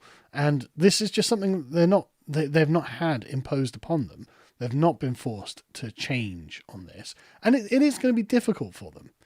So thoughts and prayers for those harlots at this time. Oils Goon says, the arc of hero's redemption is long, but it bends towards victory. I probably won't do a hero's journey video for Trump, although maybe I will. Maybe I will. Again, there are lots of comments that are just us congratulating ourselves. I am going to skip them, I'm afraid, just for time's sake. But I am reading them, and honestly, there are people like, yeah, we've been here since Gamergate, and this smells like victory. It's like, yes, indeed, Billy, it does indeed. And again, this is the veterans of the long war. That's what we are. And here we are. And here we fucking are. And we're not done. That's the thing. We're not done. Like I say, you are right. Okay, Sauron's tower has fallen, but there's still, a good couple of chapters left of work to do. We've been through the hard miles. We've marched through the fucking swamps. We've fought the battles. We've fought the orcs. We've fought the trolls. We've thrown the ring into Mordor into the fires of Mount Doom while defeating the army of orcs. But the job is not finished. We are going to carry on, though, because we're happy warriors. Yeah, between now and Jan 6 will be shaky, says Derpy Derp. That is true. That is true. I'm not sure. I do feel there's been a kind of giving up in the Democrats at this point. So who knows? But anything could happen at this point, right? Anything can happen. So who knows? Sunderbrace says, "Cheers, man." Oh, thanks, $69, man. That's the meme number. My homies and I couldn't turn Virginia red, but we did our part to bring Loudoun County up to 40% red. Blue will not have a stranglehold on us forever. God willing, we can make the state competitive again someday. Dude, I mean, I think Virginia... I was watching Virginia quite closely, and it was competitive throughout the evening. Like, at some points it was leading red, some points leading blue. I was like, oh my God. You know, again, don't assume things aren't in play. I think you can assume they are, because the moral legitimacy of the Democrats is collapsing. And if we keep en masse attacking the core moral suppositions of what they are advancing, then we put them on uneven ground. I mean, this is just what they did to us, right? This is just what they did to us. And so we need to do exactly the same to them, put them on uneven ground and just push them over. And eventually I think that you'll find that all of them become competitive, because the way they are trying to run the world is wrong. It's not compatible with human nature, and it doesn't work, and it's not good. And so we need to get over that hill and get it just knocked off. Funny how the mainstream media have off their comments. Oh yeah, obviously they've got their comments turned off. Don't forget what the media tried to feed us, and don't go running back to them. Oh yeah, I don't think there's any need to. Like, I mean, Twitter or X at the moment under Elon is just such a good resource that you don't. I mean, the community notes are just brilliant. Genuinely, people actually use them as they're intended to be used. And they're right. You do get the funny ones every now and again, but like overall, people are really good at fact checking things, and like I genuinely really appreciate what Elon has done with Twitter. I think it's really improved the quality of discourse and the quality of information transfer. You know, Elon has done a brilliant job there, so I'm very happy with that. You are right. Don't go running back to the media. But I mean, we're not going to. You know, obviously we're not going to. The tears from LBC. I love it. I know. Yeah, there's here you go there. Hi from Portugal. Trump won plus popular vote. Maybe Europe can be saved. Yeah, I know. Well, I mean, the thing is, what this will cause in Europe is a lot of retrenchment. They'll be like, oh no, America is evil. It's run by evil people and populated by evil people. And so we're going to have to do our best to break through all of this. Again, we've got our own scouring of the Shire that is going to take a long time. But we have to fight it. We have to advance this. And we will. We will absolutely do it. Jason says, I work at Google, Android. I'm ecstatic that once rightful and future president has earned his victory, even if I can't celebrate it amongst my very salty colleagues. Thanks for all the insightful commentary, sir. Well, thank you. And, well, I mean, I guess one way to look at this is a lot of the tech bros are breaking for Trump. You know, Elon has made it not only viable, but cool. This is the future. Elon tweeted something like, look, someone had been like, it's crazy how Elon's either going to jail or going to Mars, and we're getting the good ending. You know, we're getting it. So that is just superb. Dice Punk Studio says Vance's assassination insurance. Yes, very much so. But I would like to see him run and win in his own right as president. I think he would do a very good job, and I think he has the capability to fix the problems, because he has really most problems fix themselves once you identify what the problem is. If you can accurately identify the problem, the solution essentially presents itself. So I think Vance would be good. And if what we want for Vance now is for the next 4 years for him to really raise his profile, just keep going out, getting in the media, constantly in the media, handling problems, you know, handling conversational problems. So Vance can just, you know, diffuse. Trump said something or done something, and Vance comes out and sort of sweeps up any problem with the media, dominates CNN, dominates MSNBC, and dominates in a way that's not intrinsically combative either, but just has that kind of bedside manner that he displayed in the discussion with Waltz and on Rogan, that I think the women actually found appealing. And this could really, really work. So fingers crossed. Ramble says, 2016, I fought in the meme wars. 2024, I fought in the battle of Memenor Fields. Cheers, Carl. Great to see progression of the decade. Well, it's been a long fucking journey, but I'm so glad. I'm so glad we're here. And I'm so glad everything's gone. Yeah, and Valencia points out, another cherry on top. They changed the rules to make sure that Kamala has to certify the election. She doesn't have a choice. So she's going to certify her own defeat to Trump, which is just, I mean, okay. You know, you made this happen. You made this happen. The Stig says, for the past 4 years, the night was very long and cold. Now on this morning, dawn finally broke and the sun rises. Damn right. You know, damn right. You know, like Destiny subreddit in full meltdown. All of these liberal Democrats will stop talking about the importance of democracy and become revolutionaries. I mean, just, I can only imagine what Destiny's bloody position on all of this is. George says, the eye of Sauron should be blinded by the torch of liberty. Love it. Love it. For £17.76. Love that. Yeah, just, we did it. We absolutely did it. Again, massive. I mean, Scott Presler is Prippen Took, convincing the Ents, the Amish, to destroy Isengard. But yeah, Scott Presler did such a good job, man. Such a good job. And what I like about Scott is he's got a very understated manner. Like, there's nothing offensive about him at all.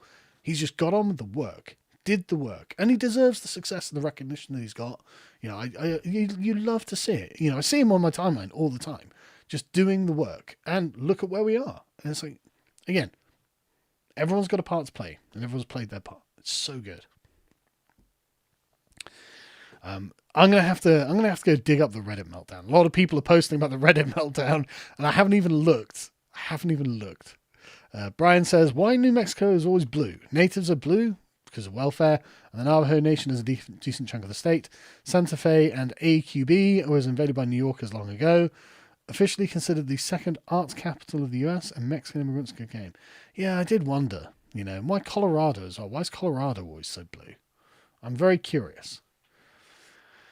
What happened to Jacob Rees-Mogg? Forgive me, I haven't been keeping up with the British politicians. Well, the Conservative Party redistricted him out of existence, basically. They merged his Somerset constituency into the South Cotswolds, which I'm in, incidentally, now. And he lost. Because the Conservative, but like, yeah, should we like make sure that there are more Labour voters in this constituency, Lib Dem voters in this constituency than there are Conservative voters? Like, why did you redraw that? I don't think you had to do it. I mean, I don't really know why they did it, but like, anyway, they redistricted him out of existence, so he's no longer a politician. Brilliant. Geniuses. The R politic, right? Okay, yeah, I'll go and have a look at that. Okay, like I said, I don't use Reddit, so let me have the top post. America deserves Donald Trump. The world doesn't. America will regret its decision.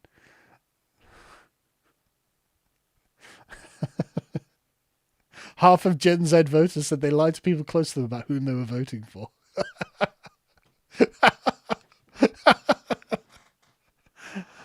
John Stewart ended the Daily Show basically turning into the Wicked Witch of the West. Like, you know, in The Wizard of Oz, they pour water on her and she's like, and disappears and, you know, reduced into nothing and then she's just gone. That basically John Stewart at the end of the Daily Show. It's so fucking funny, man. Like, again, this feels like such a good, complete victory. Again, it's not over. We're going to carry on, but, like, it's so good, man. It's so good. Oh, shit, man.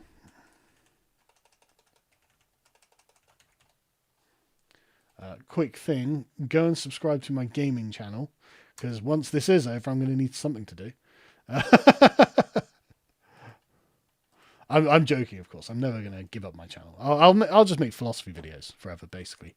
When we finally won, we'll just do fun philosophy videos. But go and subscribe to my gaming channel. I've just pinned it. And again, I just do gaming streams and videos on there. It's not generally very political or anything. It's just something to decompress and get away from the politics of everything. Because we do this all day, you know. So we need to take a break from it, you know, which is important. Surefire Taco is being so annoying right now. I know. I don't know why. I haven't spoken to him in ages because he's angry at me over D&D. So I don't know. I'm not angry at him, and I like him a lot, and I don't know why he's in this angry sort of anti-Trump mode, because I think Trump's a very positive force. But don't be angry with him. I think he's just having there's a lot of things that are going on, I think, and just don't be angry with him. Be understanding. Voskrensenyi says, who authorised the Brit bomb being this base? Most British people are. Britain's a far right country, which for some reason completely trapped in a far left fucking system. No, you can keep Prince Harry. Thank you very much. And yes, the salt mines are open all day today.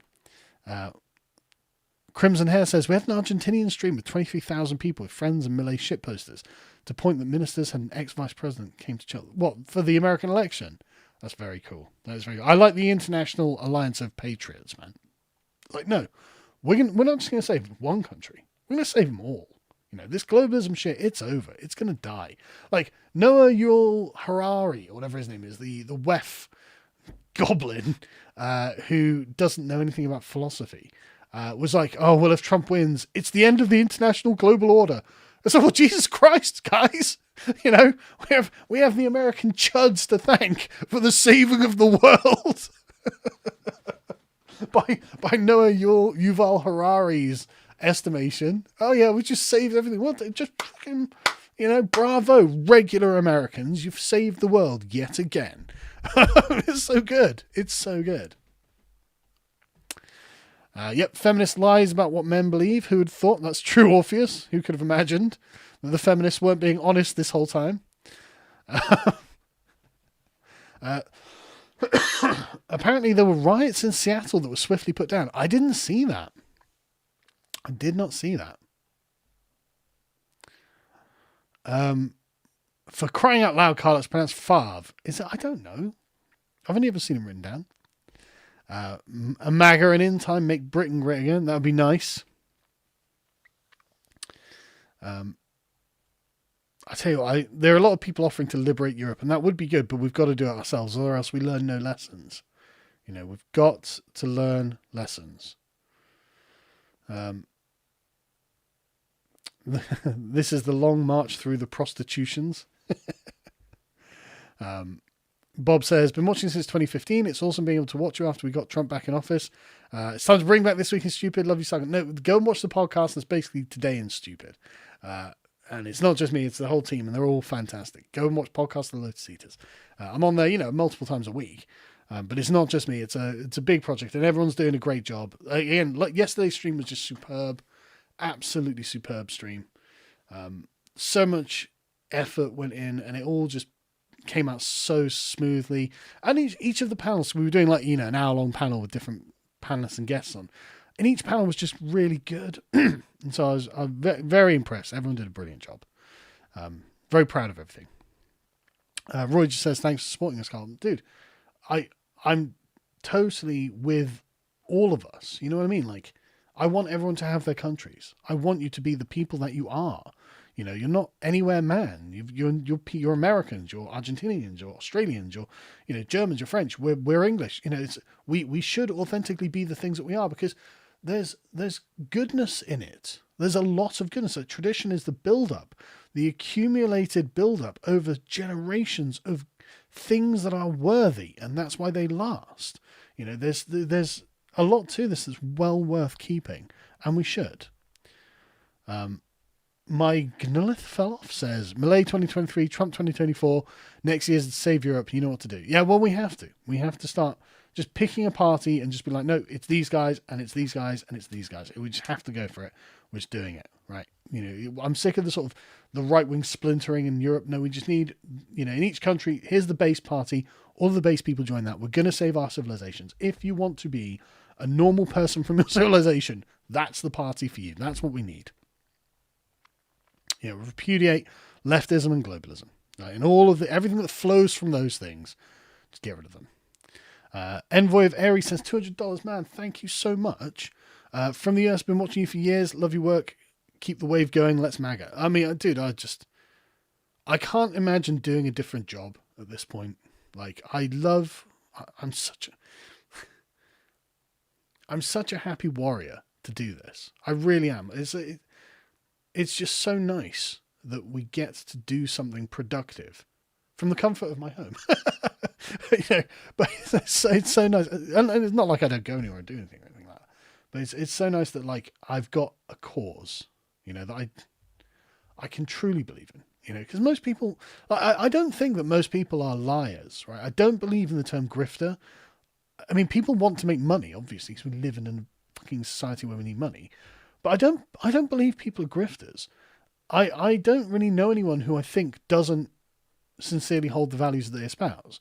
I've yet to meet someone like that, really, that I've got any person. I mean, you hear people saying, like, oh, that person said this, and I don't know, but like, whenever someone talks to me, they seem to be authentically what they claim to be. And everyone I knew, I mean, I guess I don't know about Lauren Chen, I suppose. I mean, but again, I would never have guessed that Lauren Chen was taking Russian money. Like,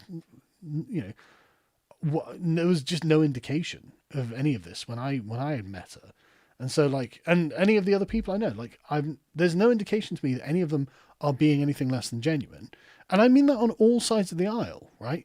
Like, I think the Islamists genuinely believe what they believe. I think the leftists genuinely believe what they believe. And as far as I can tell, the right-wingers genuinely believe what they believe. And I know I believe what I believe because, I mean, literally, I talk about it every day and everyone can see my reasoning and my evolution over time. So, I don't know. Maybe there are a bunch of grifters. I just don't know who they are and I don't see it. And I don't know why I've gone to this subject. I really appreciate that, Envoy. And I'm really glad to be doing what I'm doing. I'm glad I went and got the degree. I'm doing other things now as well that you'll find out at some point. Russell Brand maybe, but the thing is Russell Brand's got lots of money. Like, he's already a multi-millionaire. So I don't know, but I don't know Russell Brand. That's the thing. I'm just talking about the people I personally know. I don't know Andrew Tate. So, I mean, those people maybe, but I don't know. Like I said, I don't know. And I don't know them, so I don't want to comment. So I'm just going to refresh this quickly. Jack Crow says, now Trump won, he's going to launch all women and minorities into space using Elon's rockets, and he's going to make it make Mexico pay for it. See, this is what they were warning us about. This is what we didn't listen. Bye, Mum. Bye, darling. Sorry. I supported Trump. I didn't realize that all the women of the West were getting ejected into space.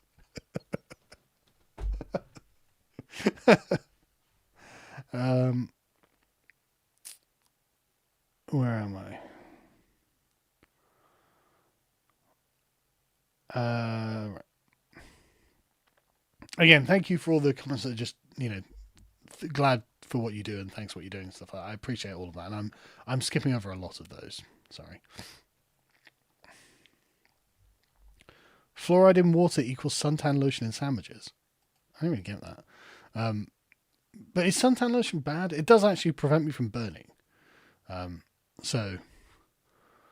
market went up 1,500 points after the Trump victory news. Superb. Glad to hear that. Become a swole gun of a cat. Well, I don't think I'll do that because honestly, I haven't got the time to go to gyms. I haven't got the patience for it either. Like, I just don't really want to spend my time in a gym. But I like exercise. I like doing sports. I like doing things that are exercise. But I just can't be bothered to just lift that. And the thing is, I grow muscle really quickly. I've got that kind of body where I just put on muscle really quickly. I'm just too lazy to do it. I should really though. It would be nice to be beefy.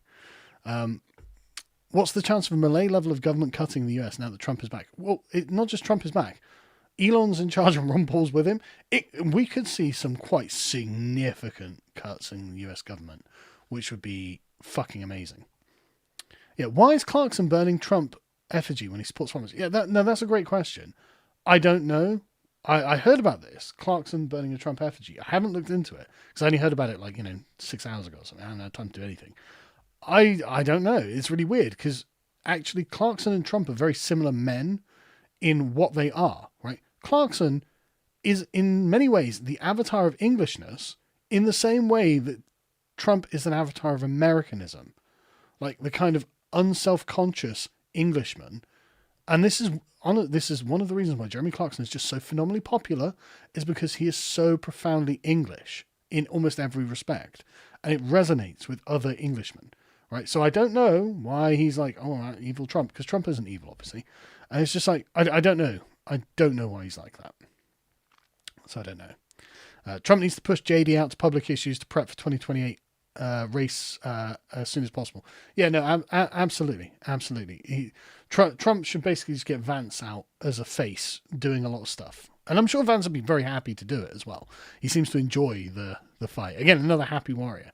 I'm not saying it's over, real Zartax. I realize I'm kind of over-egging it a little bit with the title of the stream and stuff. But it's just, it was just the meme was right there and I couldn't help but pick it up. I found the meme of the election in the gutter and I picked it up with my sword. But no, we've still got the Scouring the Shard to go. In the UK, maybe we get Farage, and I'm glad to have seen you in Plymouth. Maybe. Again, it depends on Farage. If he can sack up and actually go and kick some ass, then yeah, if we can build a coalition of people on the right, then yeah, we can. But if he can't do that, then nothing can happen. And the thing is, all Farage needs to do is just be like, right, okay, I'm just bringing everyone in. Because then the media will be like, oh no, he's bringing this person, that person, that person. Like Katie Hopkins and meh, meh, meh. And if he brings in like a dozen at once, it's just going to be like, meh, meh, meh. People just get bored of hearing it. Yeah, okay, we realize you guys don't like this person and this person and this person. While Farage is like, oh, I don't want to go to war with the media, he's going to consistently lose. He's got to understand himself as a person at war with the media. He should be courting Jeremy Clarkson and saying, look, Jeremy, can you come and join? I want everyone to join. Let's get everyone in. Essentially turn Reform into, the Farmers' Party of Britain and like the base traditional party of Britain. And let's crack on. Let's crack the fuck on and get it done. Farage could do that. It's all within his power. The chessboard is laid out. And he could be like, no, we're getting everyone. Construct this giant political machine that's just going to take over Britain. He could do it. If I were him, I would do it. Everything is right there. But for some reason, he's not brave enough. And it's very frustrating. I don't know why he's biding his time so much. Maybe he's biding his time for Trump to win and stuff like that. But at the moment, it just seems like he's not brave enough, which is really a shame because I've supported Farage for years now. Like, I've been banging the Farage drum since Brexit. I've been like, no, this Nigel guy's right. And I like him. And I think that he could do some good stuff. So I've been supporting him for years. And it's just very frustrating to get to this point. It's like, Nigel, it's all there, man. Just fucking take the leap of faith. Everyone's here. You could draw up a lot of energy and we could have the British equivalent of the Trump revolution in this country. We could do it. We could save England, And if you're not going to do it, who's the guy? Who's the guy who's going to save England? If it's not you. You worked all this time to get to the position you're in. You may as well actually apply it. The real Zartak says the problem with Vance is he lacks the charisma X factor, though he's good at debates. That says the Democrats don't have a better alternative at the moment. I don't know. Vance, again, the side eye with the Waltz debate, there was something in it. It was like, actually, there is a bit of character in this guy. And I think it's something he could develop, right? I think he could definitely develop it. So, I guess we'll see. Maddis Lad says, love the thumbnail. It's a happy day. Rise men of the West. Yeah, I know. It's so great.